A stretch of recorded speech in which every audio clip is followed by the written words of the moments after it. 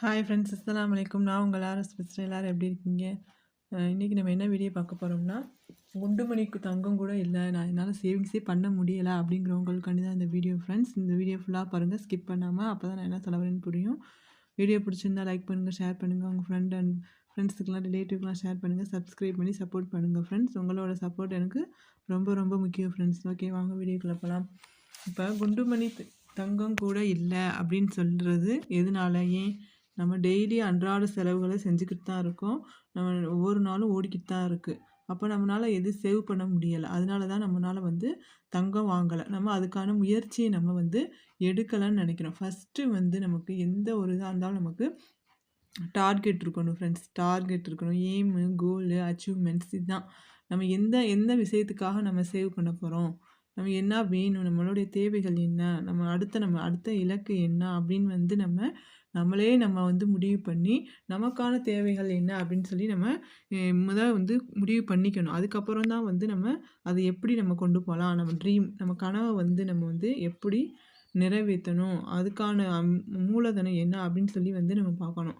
ஒவ்வொருத்தவங்களுக்கு ஒவ்வொரு ட்ரீமாக இருக்கும். நான் கோல்டு வாங்கணும், நான் லேண்ட் வாங்கணும், இல்லாட்டி சில்ட்ரன்ஸை நல்லபடியாக படிக்க வைக்கணும், அவங்க நல்ல ஸ்கூலில் இங்கிலீஷ் மீடியத்தில் நம்ம சேர்க்கணும் அப்படின்னு சொல்லிட்டு ஒவ்வொருத்தவங்களுக்கான ஒவ்வொரு கனவுகள் இருக்கும், ஒவ்வொரு லட்சியம் இருக்கும். ஆனால் அதுக்கெல்லாம் மூலதனமாக இருக்கிறது என்னன்னு பார்த்தீங்கன்னா, நம்ம பணம் தான். பணம் இருந்தால் மட்டும்தான் நம்மளால் அடுத்த இலக்குக்கே நம்மளால் போக முடியுது. அப்போ நம்ம கையில் எப்பயுமே தேவைப்படுறதா இருக்கிறது என்னென்னா, நமக்கு பணம் தான் ஃப்ரெண்ட்ஸ் தேவையாக இருக்குது. அந்த பணத்தை நம்ம எப்படி சேவ் பண்ணுறது, நம்ம சம்பாதிக்கிறது நம்ம குடும்ப செலவுக்கே சரியாக போயிடுதே அப்படின்னு நம்ம யோசிச்சுட்ருப்போம். நம்ம செய்கிற தப்பே அதான் ஃப்ரெண்ட்ஸ். நம்ம செலவு பண்ணுறோம். செலவில் இப்போ ஒரு ரூ. 50 நம்ம கடைக்கு எடுத்துகிட்டு போனோம்னா, அதில் ஒரு ரூ. 5 எடுத்து வச்சுட்டு மிச்சம் ரூ. 45 நம்ம கடைக்கு கொண்டு போய் அதுலேயே நம்ம வாங்கிட்டு மிச்சம் பண்ணி கொண்டு வர்ற மாதிரி நம்ம வரணும். அப்படி இருந்தால் தான் நம்மளால் சேவிங்ஸ் பண்ண முடியும். நம்மளால் அடுத்த கட்டத்துக்கு நம்ம போக முடியும் ஃப்ரெண்ட்ஸ். அப்போ நம்ம செய்யணும்னா, டெய்லி சேவிங்ஸ் செய்யணும், சில்லறை savings, ₹10 savings, weekly savings, monthly savings. இது எல்லாத்தையும் பண்ணுறவங்களும் இருக்காங்க.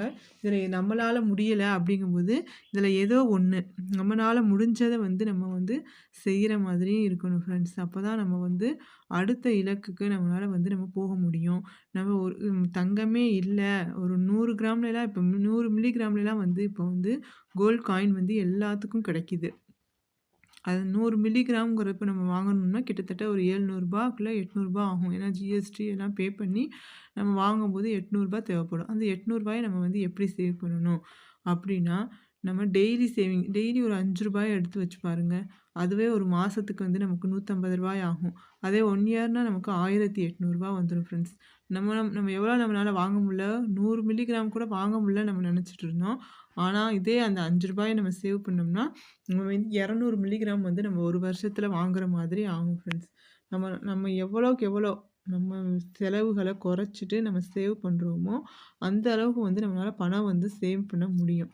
இப்போ ஸ்கூல் ஃபீஸ் கட்டுறவங்களா இருந்தாங்கன்னா, அவங்க டெய்லி ஒரு ₹100 எடுத்து வச்சோம்னா, ஒரு மாதத்துக்கு ரூ. 3000 ஆகும். 1 இயருக்கு ரூ. 36,000 நம்ம கையில் இருக்கும்.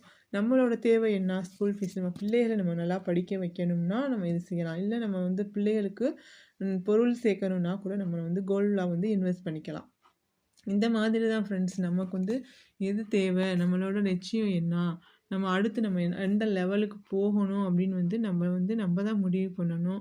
அதுக்கான காரணங்களை, அதுக்கான இதை நம்ம தான் முயற்சி செய்யணும் ஃப்ரெண்ட்ஸ். நம்ம கையில் கிடைக்கிற காசை ₹10 தானே, இதை வச்சு என்ன நம்ம கோட்டையாக கட்ட போகிறோம் அப்படின்னு இல்லாமல், அதை நம்ம எப்படி சேவ் பண்ணி வைக்கலாம். அந்த ₹10 ஒரு நாள் எடுத்து வைங்க, அதே 2வது நாள் ₹10 எடுத்து வைங்க. அப்படி டெய்லி எடுத்து வச்சிங்கன்னா, இதுவே மாதம் நமக்கு ₹300 நம்ம கையில் இருக்கும்.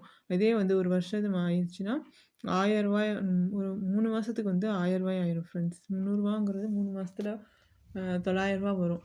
இந்த மாதிரி கொஞ்சம் கொஞ்சமாக நம்ம சேவ் பண்ணோம்னா, நம்ம கையில் நிறைய அமௌண்ட் சேவ் ஆகும்.